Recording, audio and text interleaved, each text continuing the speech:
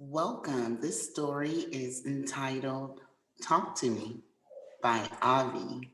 So, as promised, you will have a audio version of this book. At exactly 4 o'clock on a Tuesday afternoon, Maria O'Sullivan's own personal phone rang. Absorbed in her sixth grade history, Maria let it ring a few times, then bounded across her room to snatch up the phone before the answer machine came on. Hello? She said. There was no reply, not a whisper, not a sound. Hello? Maria said again.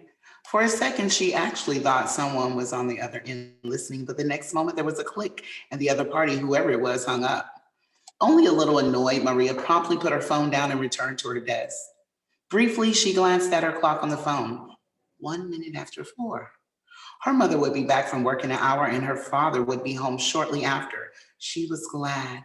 Being in an empty house, as Maria was most days after school, made her feel lonely. Happily, with homework to absorb her, she settled back down. On Thursday after school, Maria had invited her new classmate, Sophie, over.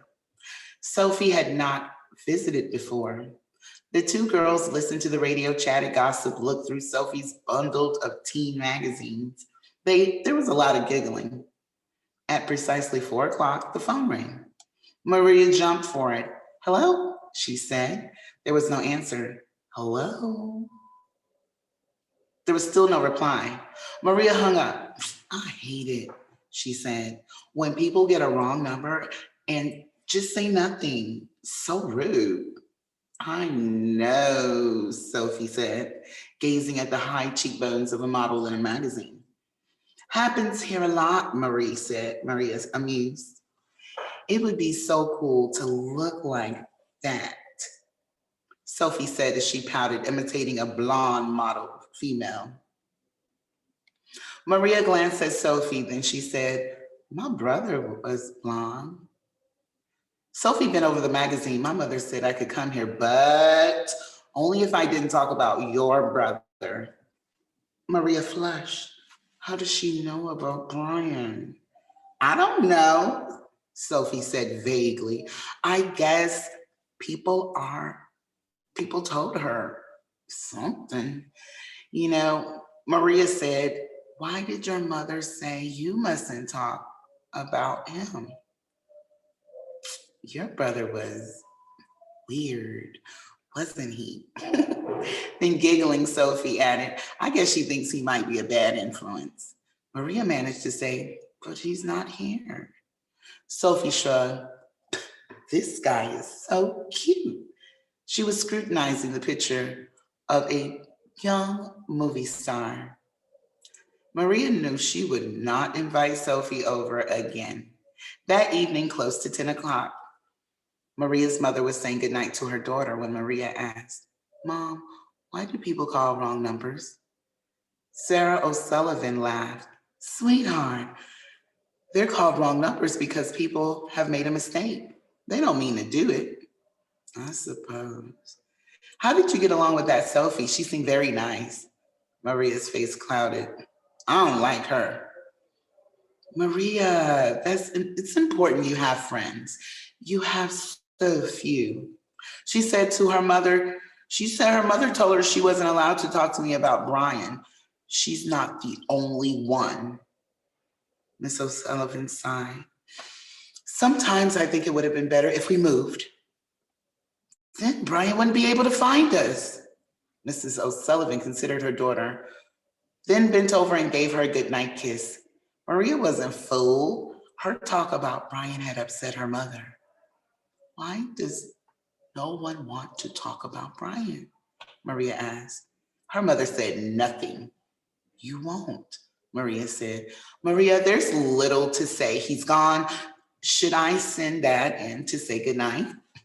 No, he won't talk either, Maria said angrily. I'd rather be alone. She closed her eyes. Good night, sweet.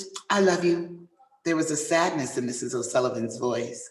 Night, Maria murmured.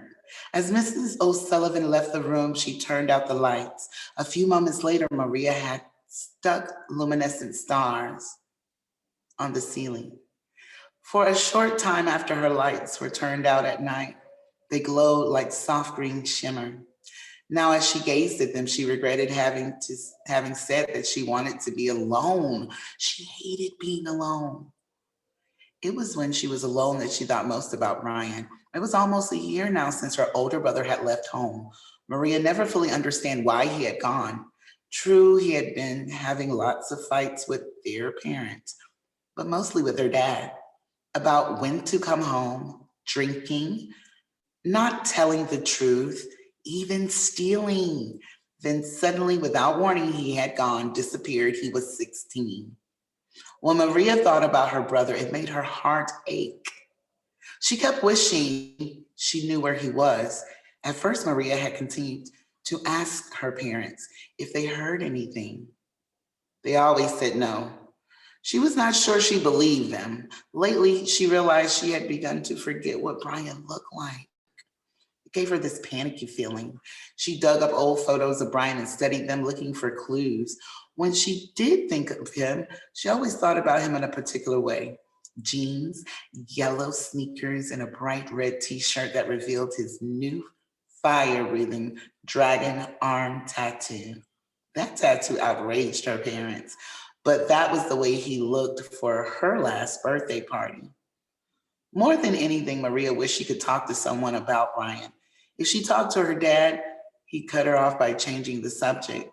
If she spoke to her mom, Mrs. O'Sullivan became upset and walked away. As for her classmates, Maria had tried.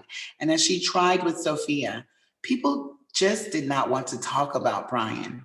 It was as if her brother, by running away from home, had become dangerous. It gave Maria a great deal of pain.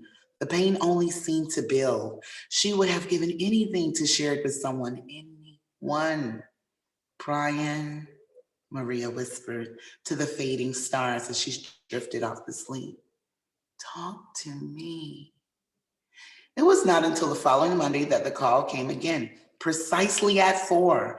Maria had sprawled on her bed reading. The ring startled her. It was when she began to reach for the phone that she noticed the clock and the time. Only then did she grasp that the phone had rung twice before exactly the same time, 4 o'clock.